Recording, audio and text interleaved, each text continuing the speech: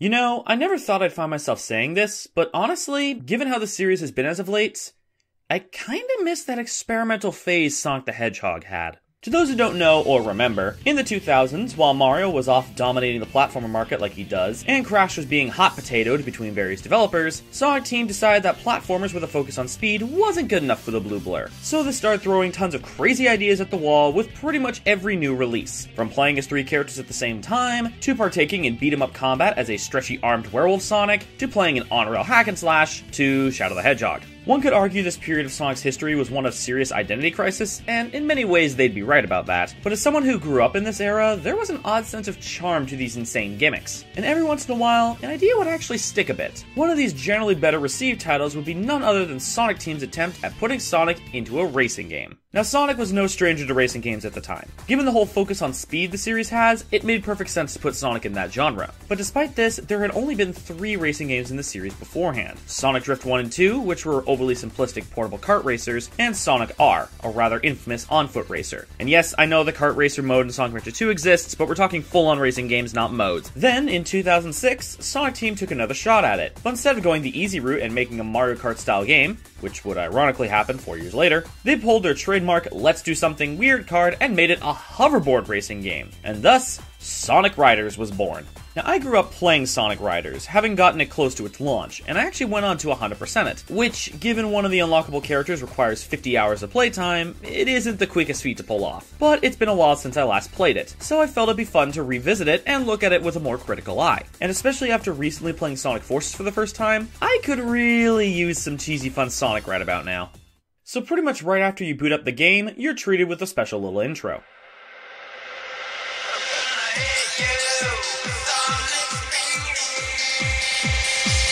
Well, that didn't take long. Yeah, gonna be fully honest, even after 14 years, I'm still an absolute sucker for this intro. Yeah, some of the 3D elements stick out a bit, but man, the colors and the animation on the characters, along with the cheesy but adrenaline-pumping music, I really can't help but get excited when I watch this. It even showcases some of the more specific mechanics of the game, which I think is a neat touch. Anyway, the game's story begins in this futuristic city, where Sonic, Tails, and Knuckles are off on yet another scavenger hunt for the Chaos Emeralds, because apparently they just eat them all away at the end of every Sonic game, I guess. The 3 of them witness one being stolen by a team of hoverboard-riding thieves, and they make chase. Sonic manages to snag one of their hoverboards after Knuckles' random throwing out of punches manages to actually work. But the thieves' leader manages to surprise attack Sonic and get away with the emerald. The very next day, Eggman announces to the city that he's hosting a hoverboard racing tournament. Actually, I should correct myself. They're not actually called hoverboards in this game, they're called Extreme Gear, which is the most 2000s name I think I've ever heard in my entire life. Not just a race, but a special race to see who's the fastest. You know, as opposed to a normal race that's not about who's the fastest. Also, what's the entry fee for such a competition? Oh, not much, just a Chaos Emerald. Yeah, that's not suspicious at all. And yet, despite this very blatant setup for a scheme, Sonic and his friends actually decide to join simply because the thieves from the night before are competing. But what exactly is Eggman really after? Ah, it can't be anything too important. You literally gave him Chaos Emeralds, you morons! From there, not a whole lot happens in the story for the next little bit. The most that occurs is that Sonic and his friends have brief encounters with each of the 3 thieves, Jet the Hawk, Wave the Swallow, and Storm the Albatross, who all turn out to be the latest generation of a long-running line of thieves called the Babylon Rogues. It's also revealed by Tails that the Babylon Rogues were once part of an ancient race that lived in a floating city called Babylon Garden, which had been forced under the earth by a higher power long before. So the final race comes around, and while Sonic's set to win, his extreme gear is sabotaged and blows up, allowing for Jet to win the tournament. Using the Chaos Emeralds and the Tesseract? Jet manages to summon Babylon Garden, adding yet another plot-convenient purpose for the Chaos Emeralds. However, Eggman steals the not Tesseract from Jet, revealing that his plan was to steal the hidden treasure of the Babylonians. But Sonic and his friends, as well as the Babylon Rogues, pursue Eggman onto Babylon Garden. Sonic finally beats Jet in a race and takes out Eggman, getting the not Tesseract back from him before giving it to Jet. And suffering the wrath of Amy, oh yeah, she's also in this game, for attacking Eggman while she was being held hostage. Sonic! And that there's the face of someone who's realized how much he regrets his choices. The story doesn't end there though, because there's also a campaign showing the Babylon Rogues side of things. It's here that we get more of a chance to learn about Jet, Wave, and Storm. And the fact that they're basically just Sonic, Tails, and Knuckles, but evil. There's not a lot of characterization beyond that. Heck, Jet straight up has the same voice actor as Sonic, so that doesn't help matters. Though that said, I don't ever recall Sonic being able to do this. 14 years later, and that's still hilarious to watch. So the Babylon story starts off with Eggman making a proposition with the rogues in finding the emeralds so they can summon Babylon Garden, something the rogues agree to as they want to find their ancestors' treasure for themselves. However, after breaching data from Eggman's base, the rogues discover that the treasure isn't literal treasure, but instead the lost advanced technology of the Babylonians, which Eggman's seeking to find. Initially, Jet decides to give up out of lack of interest, until he realizes the money that can be made from selling their findings, so the team goes through with their plan. The Babylon story also reveals to us the moment that Wave managed to plant the bomb onto Sonic's extreme gear, the one she later used to ensure Jet's victory. Initially I didn't have a problem with this, until I remembered this scene from the hero story. Sorry, Sonic. I just need to fine-tune a few things, then your extreme gear will be at 100%. So, how did Tails not notice the bomb? Like, it'd be one thing if the extreme gear for everyone other than the rogues were provided and maintained solely by Eggman, but Tails also notes this earlier in the game. That gear's unusual.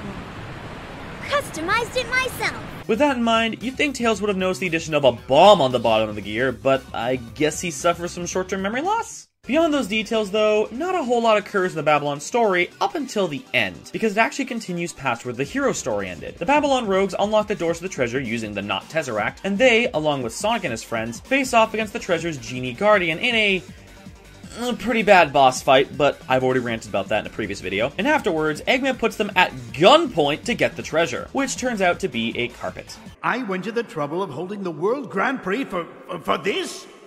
I can't believe I just wasted my time for this piece of junk! You have the Chaos Emeralds. You were literally given the Chaos Emeralds. Though as it turns out, the carpet is actually a magic carpet, and presumed by Wave to be a prototype for what would become Extreme Gear. Thus ends the story, with the heroes and Babylon rogues heading their separate ways on the promise of one day facing each other again.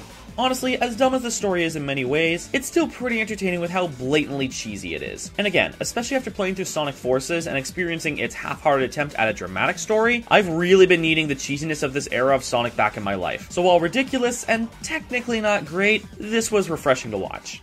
But of course, this goofy plotline does have a game to go with it, so let's get to talking about the gameplay. As I said before, this game came out during Sonic Team's Weird Idea phase, so Sonic Riders' gameplay is really unlike anything I've ever played before. I'll try my best to explain it all though. So for one, you actually start on foot during the initial counting down. The idea is that you give yourself a literal running start going into the race, with your timing on how soon you start after 0 determining how quickly you hit top speed at the start. Timing it can definitely be tricky, but man, it's really satisfying when you get the timing just right. The mass amount of speed, the unbelievable flashing on screen, the player feedback here is solid. Once you actually start racing, you'll quickly realize that your character auto-accelerates, which admittedly felt a little weird to me. I'm so used to holding a button or at least holding forward on the control stick to accelerate, but given how much else is going on, it wasn't a bad decision to make it like that. The main thing of note with this game mechanically is that air gauge at the bottom right corner. That there's essentially your main resource in this game. It gradually goes down during the race like a gas meter, but you also use up air to boost, to drift, to charge up energy for a jump, and if you run out, you're going back on foot until you either go to a pit stop to fill up, or use one of many different methods to regain air. Honestly, I really like this air management system, as it makes you think through every decision you make carefully during the race. Like, you could use a boost to try and catch up, or to attack an enemy, since bumping into an opponent while boosting will make you attack them and slow them down, but that takes up a lot of air, and there might be a massive U-turn coming up, so is it worth using it up and risking not having enough for a drift? Additionally, every character is put into one of 3 character archetypes: speed, flight, and power. Each archetype has its own special abilities that allow them to regain more air. Speed characters can grind on rails, flight characters can fly through these rings, and power characters can take out just about any obstacle. The last of which is honestly kind of funny in levels like Metal City and Night Chase. Tired of traffic holding you up? No problem! Punch the cars out of the way! It's even funnier when you realize that Eggman is a power character, and in this game,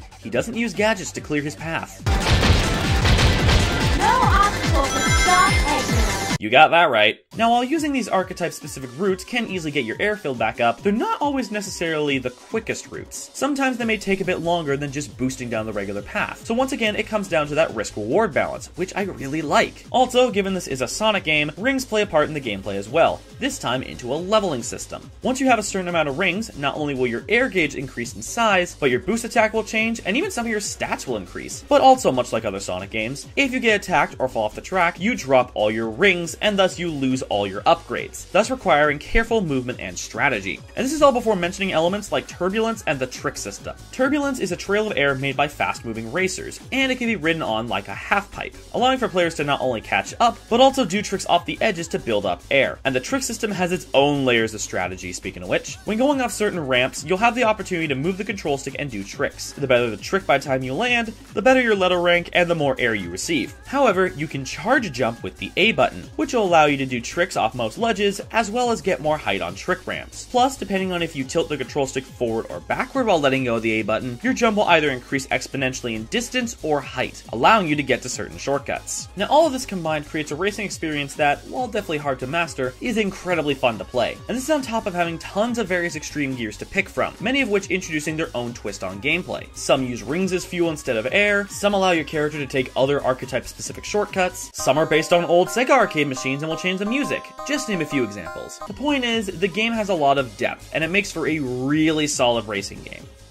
However, this game does have a single massive problem that makes it hard to recommend, and that would be the game's tutorialization, or rather, its lack thereof. For as mechanically deep as Sonic Riders is, the game makes little to no effort to teach the player how any of it works. The most you get for tutorialization is a short and frankly not well put together tutorial video that's hidden away in the extras menu. And literally the only thing I learned from this video is that you can also use air up to create tornadoes to trap your opponents, an ability you're almost never going to use. And yes, during gameplay you do occasionally get visual prompts. Like on certain corners, it will show you how to drift, or during these scripted air recharge sections, it'll tell you to spin the control stick. Those are handled well. But like, what is this control stick prompt while flying supposed to mean? How it works is that you're supposed to just hold down or up to move up or down. Yes, it's inverted, which is dumb, but whatever. But this prompt doesn't really do a good job of communicating that. The game also constantly informs you of when you're able to boost or not in the main UI, which I think is kind of counterintuitive. It'll just encourage new players to continue boosting and lose all their air. And all the while, mechanics like charging jumps or heck how tricks work, you're just kind of expected to figure it out yourself. And that's not to say I'm asking for the game to constantly handhold you. Going to the other extreme is almost never a good solution. But with how mechanically complex Sonic Riders is, the game really could have benefited from having better tutorialization, because as it stands, it's honestly a pretty hard game to get into if you don't have the patience to learn everything yourself, which is really a shame because, as I said before, Sonic Riders is incredibly fun once you've gotten the hang of everything. That's not my only problem with Sonic Riders though, unfortunately. And with that, let's talk about the game's other modes beyond standard races and story mode. The other major mode of the game, which you unlock by beating the hero story, is mission mode. This has you go through 100 different missions across all the game's tracks, each one focusing on various specific elements of gameplay. Now this could have been used as an interesting way to teach the game's mechanics on a deeper level, but first off, you have to have beaten at least half the story to unlock it, and secondly, it's not used in that way. In fact, up until the last third of it, mission mode is honestly pretty repetitive. You're going to be spending a majority of it doing very similar missions. Do a certain amount of tricks, collect a certain amount of pickups on the track, get to the end as fast as possible, see how many grind rails you can grind on, or how many flight rings you can fly through, and so on and so forth. It's not until the last third that you start getting a larger variety of missions, such as keeping your speed over a certain number for the whole race, or racing against the Babylon Rogues in a 1 vs 3 challenge. It's especially unfortunate, as beating all the missions is how you unlock the 3 guest characters from other Sega games, which were a great addition if you ask me. Just a shame that unlocking them is rather tedious. That said, some of the other alternate modes are pretty alright. For instance, there's Tag Mode, an interesting co-op mode where you and another player share an air gauge and need to stay close together, otherwise the further ahead player will get stunned. Not as fun in single player since you're at the mercy of the AI, but I imagine this could be fun to do with a friend. The survival race is actually pretty neat too. Whoever's in the lead holds a Chaos Emerald and needs to drive through gateways on the track, but their air meter goes down much faster when holding the emerald, and if they lose all their air or are passed, they drop it. Even in single player, this mode's pretty fun, if a bit simplistic. And then there's Battle Mode, which honestly kinda sucks. You just pick up stat buffs and then boost them to the other players, all while avoiding way too massive stage hazards. Riders' mechanics don't really translate well into a traditional battle mode, and it definitely shows here. Moving on to the more technical stuff, the game's visuals are alright. The environments have a fair amount of color and detail, the boards have some neat looking designs, and the slight redesigns of the classic Sonic characters honestly all look really good. Though the character models do look a bit too shiny. Not as bad as they were in Heroes, but yeah, I doubt this is what the head of production meant when they said the models need more polishing. That said, performance-wise, the game ran pretty much perfectly. It runs at 60 FPS, and not once did I experience any noticeable frame drops, let alone any that affected my ability to play. I also didn't experience any glitches throughout my time playing, so yeah, this game is super polished in more ways than just literal. The voice performances, however, are a bit hit and miss. This was during that time that the Sonic games were using the cast from the 4Kids dub of Sonic X, and while the 4Kids cast is overall my favorite of the voice cast they've had, some of the line deliveries in this game definitely could have used another take. Even without wings, I can still fly! Right? Also, for some reason, the game has Mike Pollock providing the voice of Eggman during cutscenes, but for gameplay, they reused the late Dean Bristow's audio from Adventure 2, and it's really jarring to hear these contrasting voices for the same character. So, let's see who among you dares to meet this challenge. Do you think you can beat me? Now, with all that said, there's one last thing I want to note about the game before I wrap this up, and that's the music. Oh boy! To put it simply, Sonic Riders' soundtrack is fantastic. From the cheesy opening song, to the main menu theme, to the numerous top-notch track tunes, Sonic Riders has one of the best OSTs in the entire series. And given how famous this series has become for its music, that's saying a lot. Normally, I'd play specific examples, but given Sega's kinda hit and miss with what music they claim copyright on in YouTube videos, I'm just gonna play it safe. Though if you want some examples to listen to on your own time, my personal favorite songs in the game are the themes of Sand Ruins and Babylon Garden. Both in-game and on their own, they're absolute jams to listen to.